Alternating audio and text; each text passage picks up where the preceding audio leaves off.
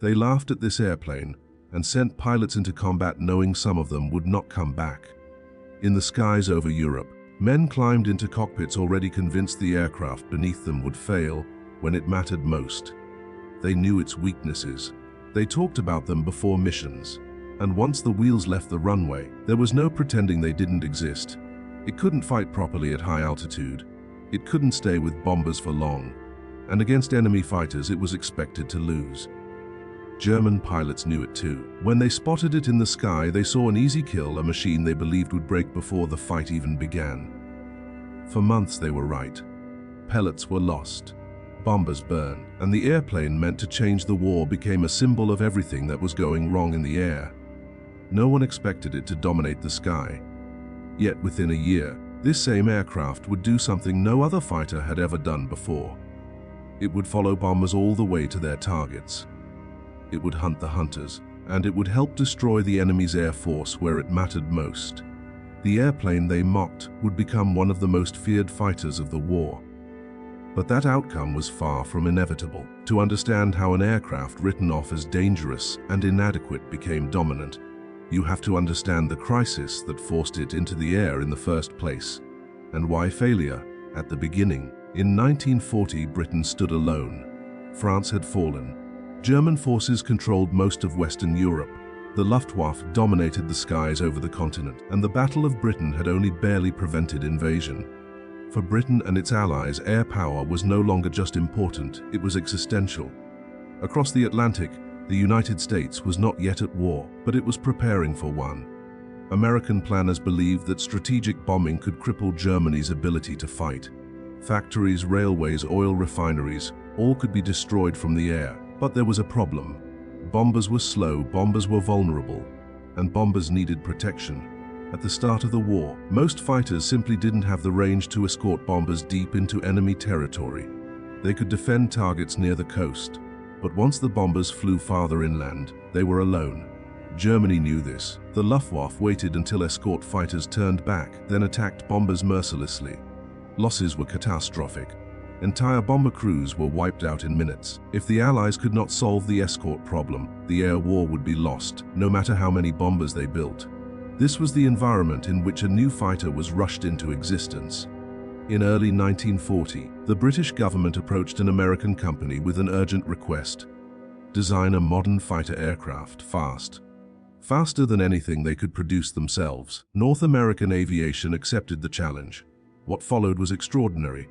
From the first design meeting to the first flight, the new fighter was completed in just 117 days, an almost impossible pace. Even by wartime standards, the aircraft looked sleek, modern, and promising. On paper, it checked many boxes. But appearances can deceive. The early version of the aircraft was powered by an Allison engine, reliable but poorly suited for high-altitude combat. At lower altitudes, the plane performed well, but above 15,000 feet, where most air combat in Europe occurred, its performance dropped sharply. British pilots quickly noticed the problem. Against German fighters like the Messerschmitt Bf 19, the aircraft struggled. It could not climb as quickly. It could not fight effectively at altitude. It was outmatched where it mattered most. The verdict was harsh. British commanders decided the aircraft was unsuitable as a frontline interceptor. Instead of dominating the skies over Europe, it was assigned to ground attack and reconnaissance roles, important, but far from glorious. Among pilots, the aircraft gained a reputation as a disappointment. It wasn't useless, but it wasn't the fighter the Allies needed. When the United States finally entered the war in December 1941, the situation grew even more desperate. American bomber formations began flying daylight raids deep into German-controlled territory. The belief was that tight bomber formations could defend themselves with defensive fire. That belief was wrong. German fighters tore through unescorted bombers with devastating efficiency. Losses mounted at an alarming rate. Entire missions suffered casualty rates that would be unacceptable in any other branch of the military. The question became unavoidable. How do you protect bombers all the way to the target and back? The answer everyone assumed would come from existing fighters, but none of them could do it. The P-47 Thunderbolt was powerful, heavily armed, and fast, but it consumed fuel at an enormous rate. Its range was limited. The P-38 Lightning had promise, but suffered from reliability issues in European conditions. The problem remained unsolved. Then someone looked again at the aircraft everyone had dismissed. Not because it was perfect, but because it had potential. The airframe itself was exceptional. Aerodynamically clean, stable, efficient. It could fly farther on less fuel than most fighters of its generation. The weakness wasn't the design, it was the engine. Engineers proposed a radical idea. Replace the original engine with a British Rolls-Royce Merlin, an engine proven at high altitude, already powering aircraft like the Spitfire and Hurricane. The idea sounded simple. It wasn't. Redesigning an aircraft around a new engine was risky, time-consuming, and expensive. It could fail completely, and there was no guarantee the result would outperform existing fighters. But the situation left no room for caution. When the modified aircraft first flew, the results were immediate and stunning. At altitude, the plane transformed. Its speed increased, its climb rate improved, its performance rivaled, and in some cases surpassed enemy fighters. The aircraft that had once been dismissed as inadequate suddenly looked dangerous. But theory and test flights were not enough. In late 1943, the newly modified fighters were deployed to Europe in significant numbers.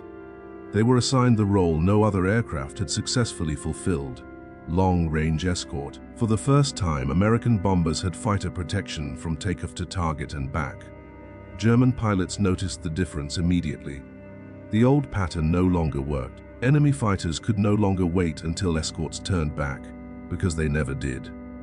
The new fighter stayed with the bombers deep into Germany, engaging interceptors wherever they appeared, and the balance of power in the air began to shift. German losses mounted. Experienced pilots were killed faster than they could be replaced. Fuel shortages limited training. The Luftwaffe's ability to contest the skies weakened month by month. The aircraft that had once been mocked was now everywhere. Above factories, above rail yards, above Berlin itself. Pilots who had once doubted it now trusted it with their lives. But domination did not come without cost. Fights were brutal, close, relentless. The skies over Europe became killing grounds where survival depended on skill, discipline, and the ability to exploit every advantage the aircraft offered. And as the air war reached its peak, one truth became undeniable. This fighter plane had changed everything. The war in the air would never be the same again. When the war in the air intensified over Europe, it quickly became clear that theory meant nothing once bullets started flying. Aircraft that looked impressive on paper often failed in combat. Pilots learned fast which machines they could trust and which ones they couldn't. The fighter everyone had laughed at entered this environment at a disadvantage. Early missions exposed its weaknesses brutally. At high altitude, where most bomber formations operated, the aircraft struggled to breathe. Its engine lost power.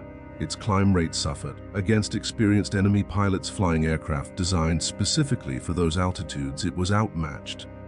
Pilots knew this before they ever reached enemy territory. As bomber formations climbed higher, the escort fighters began to feel sluggish. Controls that felt responsive at lower altitude grew heavy. Acceleration lagged. In combat, seconds mattered, and this aircraft often didn't have them. German pilots noticed immediately. They learned to wait to climb above, to dive with speed and firepower. Encounters were short, violent, and often one-sided. Bomber crews watched escorts peel away or fall behind.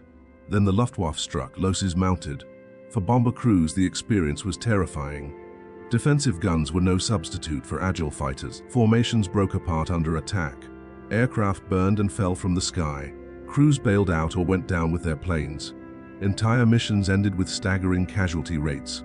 The problem wasn't bravery, it was physics. Existing fighters simply couldn't escort bombers deep enough into enemy territory. They either lacked the range or lost effectiveness at altitude. The aircraft that had been rushed into service was supposed to help solve that problem, but instead, it seemed to confirm the worst fears of its critics. Some commanders argued the experiment had failed, but others looked closer. They saw something different. Despite its flaws, the aircraft had one remarkable quality: efficiency. Its aerodynamic design allowed it to fly farther on less fuel than almost any fighter of its time. Even with drop tanks attached, it remained controllable and stable. The airframe wasn't the issue, the engine was. Engineers had suspected this from the beginning.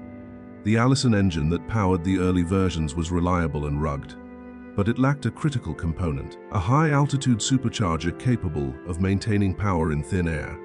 Across the Atlantic, British engineers had already solved this problem.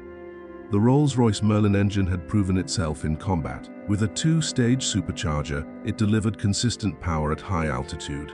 It allowed fighters like the Spitfire to meet German aircraft on equal terms, and often outperform them. The idea to mate this engine with the American airframe was bold, risky, and far from guaranteed to succeed. But desperation has a way of accelerating innovation. The modification transformed the aircraft. At altitude, performance improved dramatically. Speed increased, climb rates sharpened. The aircraft no longer gasped for power when it reached bomber cruising height. It could fight where the enemy fought. When pilots first flew the modified version, the difference was immediate. Controls felt alive again, throttle response sharpened. Energy could be conserved, regained, and exploited. In combat simulations and early engagements, pilots realized something extraordinary. They could now choose when to fight. By late 1943, the improved fighters began arriving in Europe in meaningful numbers. This time, they were given the mission no other aircraft had managed to fulfill: escort the bombers, all the way in, all the way out. At first, German pilots didn't change their tactics. They waited for escorts to turn back, as they always had. But the escorts didn't leave. They stayed with the bombers deep into German airspace, matching altitude, speed, and formation. When German fighters attacked, they were met head-on by aircraft that could finally fight back on equal terms. The dynamic of the air war shifted. Instead of bombers being hunted, the hunters were challenged. Escort fighters aggressively engaged interceptors, breaking up attacks before they could form. German pilots found themselves fighting prolonged engagements rather than quick strikes. And that was dangerous. German training pipelines were already strained. Fuel shortages limited flight hours. Replacement pilots lacked the experience of veterans lost earlier in the war. Every prolonged dogfight increased the risk of loss, and losses were becoming harder to replace. The new escorts did not need to destroy every enemy aircraft. They only needed to deny the Luftwaffe control of the sky. Day after day, bomber formations pushed deeper into Germany. Factories, rail hubs, oil facilities, all came under sustained attack. Escort fighters roamed ahead of formations, sweeping the skies and engaging enemy aircraft before they reached the bombers. This tactic, once unthinkable, became standard. The fighter that had once been mocked was now dictating the terms of combat. Pilots adapted quickly to its strengths. They learned to conserve energy, to fight vertically, to use speed and altitude rather than turning tightly with opponents. Experienced pilots taught newcomers how to exploit the aircraft's range and endurance. Long missions became survivable. German pilots began to recognize the aircraft immediately. Its silhouette, once dismissed, became a warning. Engagements that had once promised easy victories now carried serious risk. As months passed, the Luftwaffe situation worsened. Aircraft losses mounted, experienced pilots were killed or captured. Fuel shortages grounded training units. New pilots arrived at the front with fewer hours, less confidence and limited tactical understanding. The balance of experience tilted sharply. The Allied fighter force grew stronger with every mission. By early 1944, the effect was undeniable. Bomber loss rates dropped significantly. Escort coverage extended across nearly all of Germany. Air superiority, once contested, now leaned decisively toward the Allies. The aircraft that had once been written off as dangerous and inadequate was now everywhere. Above factories, above rail yards, above cities once thought unreachable. For pilots, trust replaced doubt. They climbed into cockpits knowing the aircraft could take them to the target and back. They knew it could fight when needed, and escape when necessary. Confidence translated into aggression, and aggression into control of the skies. This transformation did not happen overnight. It was earned mission by mission, loss by loss, lesson by lesson. And as the air war reached its climax, one truth became impossible to ignore. The fighter that had been mocked did not dominate the sky because it was perfect. It dominated because it evolved, and because it arrived at the exact moment when failure was no longer an option. But domination in the air carried consequences far beyond dogfights and escort missions. Because once the enemy lost control of the sky, everything on the ground became vulnerable. And that would change the course of the war itself. By the time the fighter that had once been laughed at became a constant presence over Europe, the war in the air had entered a new phase. This was no longer a struggle for survival or experimentation. It was a campaign of control, and control of the sky meant control of everything beneath it. For German commanders, the change was unmistakable. Where bomber formations had once appeared vulnerable and predictable, They now arrived shielded by long-range escorts that refused to leave. Attacks that had once been decisive became costly. Losses that could once be absorbed now carried consequences the Luftwaffe could not afford. The problem was not simply the aircraft itself. It was what the aircraft made possible. With reliable escort protection, Allied bombers could finally strike deep and often. Factories that had once operated with relative safety were now hit repeatedly. Rail networks were disrupted, oil refineries burned, aircraft production slowed, repairs became harder as skilled labor disappeared into the ruins. The enemy could see the damage, but stopping it became increasingly impossible. German pilots still fought with skill and determination. Many were veterans with years of combat experience. But experience alone could not overcome a shrinking margin for error. Each engagement now risked loss against an escort fighter that could stay chase and fight on equal terms. The air war became one of attrition, and attrition favored the side that could replace losses. The Allies could, Germany could not. Fuel shortages worsened. Training hours were reduced. New pilots arrived at the front with limited flight time and little combat preparation. Against escort fighters flown by increasingly experienced Allied pilots, the imbalance grew deadly. As air superiority shifted, Allied tactics evolved. Escort fighters no longer merely defended bombers, they went on the offensive. Sweeps were flown ahead of bomber streams. Enemy aircraft were engaged before they could assemble. Airfields were strafed. Aircraft were destroyed on the ground before they ever took off. The fighter that had once been dismissed as inadequate now shaped the entire battle space. For bomber crews, survival rates improved dramatically. Missions remained dangerous, flak still tore through formations, and losses continued, but the slaughter of earlier years eased. Crews who once expected not to return now had a fighting chance. Confidence returned. That confidence mattered, because air power was not an end in itself. It was a means to something larger. In 1944, as preparations began for the invasion of Western Europe, air superiority became the foundation of every plan. Troop movements, supply depots, coastal defenses, all were shaped by the assumption that Allied aircraft would dominate the skies. And they did. On the eve of the Normandy landings, German forces found themselves blind. Reconnaissance was limited, communication lines were constantly disrupted. Daylight movement became dangerous. Any concentration of troops or vehicles risked immediate attack from above. The fighter that had once been mocked played a crucial role in maintaining that dominance. It escorted bombers, it hunted enemy aircraft, it attacked ground targets, it controlled the airspace where the invasion would unfold. The landings succeeded not because of a single aircraft, but because the enemy could not contest the sky above them. That truth echoed across every front that followed. As Allied armies pushed eastward, air power moved with them. Rail lines ahead of advancing troops were cut. Reinforcements were delayed. Retreating enemy forces were harassed relentlessly from the air. The ground war became inseparable from the air war. And through it all, the fighter that had once been written off remained present. Pilots trusted it, commanders relied on it, enemies feared it. Yet its success was not inevitable, and that is what makes its story enduring. At its birth, the aircraft had failed expectations. It entered combat with serious flaws and paid for them in blood. It was dismissed by experienced pilots and sidelined by commanders who believed it had no future. If the story had ended there, it would have been forgotten. Instead, someone looked past the failure and saw potential. They recognized that the problem was not the idea but its execution. They changed what needed to be changed. They took a risk on redesign, integration, and adaptation. And when the aircraft returned to combat, it did so transformed. This is the part of the story often lost in legend. The fighter did not dominate the sky because it was perfect from the start. It dominated because it was allowed to evolve, and because the people behind it were willing to admit that their first attempt was not good enough.